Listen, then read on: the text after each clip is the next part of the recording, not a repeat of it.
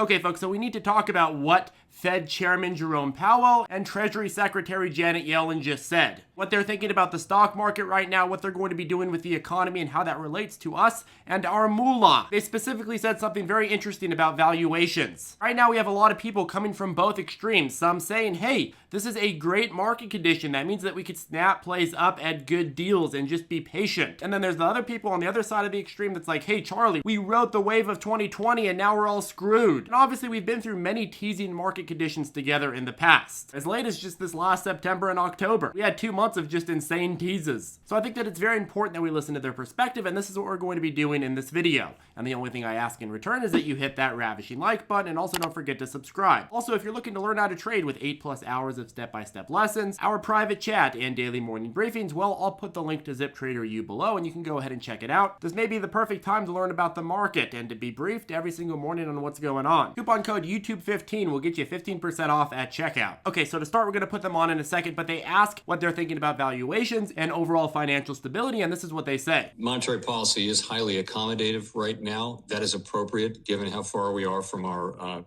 employment goal and our inflation goal for that matter. How many times does he have to say, we're going to be accommodative to the stock market, we're going to be accommodative to the economy? I mean, poor guy's like a broken record at this point. We heard this last week, we heard this the week before, we heard this like 6 months ago. He's been saying the same thing over and over again. The thing I would point to is just our overall monitoring of financial stability. So we look carefully at financial stability on an ongoing basis. We have a framework with 4 pillars. If you look at those, the evidence is kind of mixed. You can say that asset prices are somewhat, some asset prices are a bit high, but the banking system is highly capitalized. Okay, so here he's saying some asset prices are high. He's been very careful with how he's wording this, because if he's like, oh, valuations are high across the board, obviously that's going to cause a little bit of a stir. But at the same time, what this tells us is that he sees the overall asset picture as unequally valued. There's a little bit of a disparity between asset classes that are overvalued and some other ones that are undervalued. It's not that everything is overvalued, it's that there's a disparity between different asset classes. And how this is a natural result of the banking system being well capitalized. AKA there's a ton of liquidity in the system because of the Fed's easy money policies that have been taking place over the last year. Funding risk is relatively modest. The remaining category is really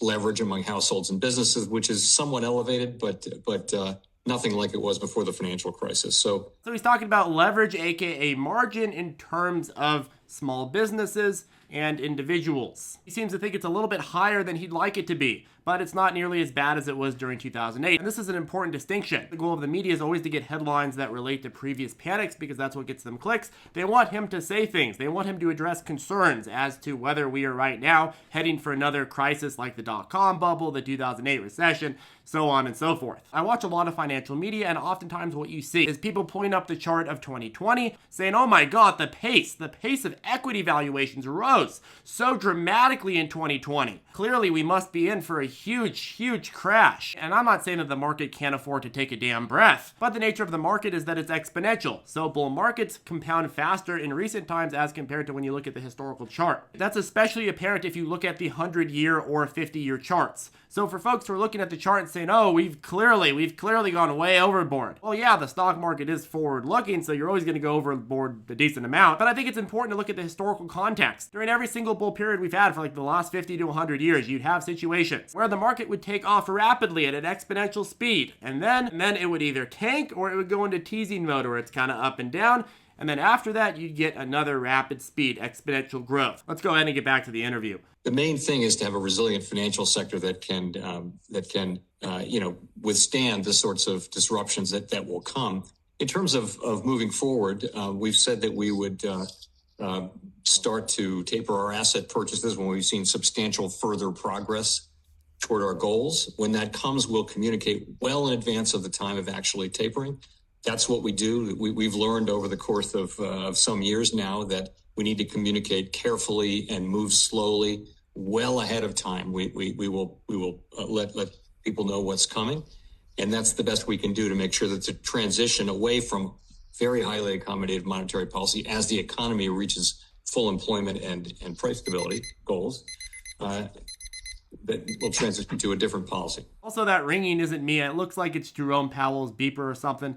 I'm not sure who still uses beepers, but maybe that's a government thing. I don't know. Okay, let's go ahead and switch over to Treasury Secretary Janet Yellen. I'd say that while asset valuations are elevated by historical metrics, there's also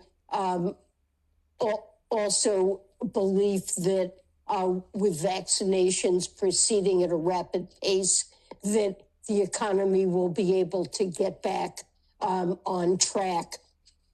I think in an environment where asset prices are high, that what's important is for regulators to make sure that the financial sector is resilient and to make sure that markets work well and that financial institutions are appropriately managing their risks. So she's talking a little bit in a different tone from Jerome Powell. She's not just saying that some asset valuations are kind of elevated like Jerome Powell said. She's actually saying it's elevated by historic standards. Now, I discussed earlier how the stock market is exponential, so by a lot of metrics it's always going to be up by historic standards after a bull market. But she does walk this back a bit, saying because of the vaccines and the belief that vaccines are going to lead us out of the pandemic, and with overall resiliency in the financial market, well, that might lead to more stability than the markets are pricing in right now. She goes on to talk about tax policy, and I know that tax policy is kind of walking a thin line between politics and the market, but obviously, tax policy has an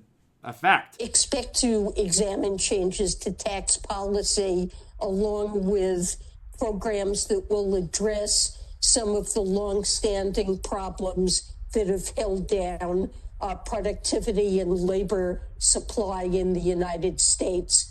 Will address infrastructure, risks from climate change, education, training. Let me ask you, ma'am, Secretary, what impact would this action have on jobs and workers' wages?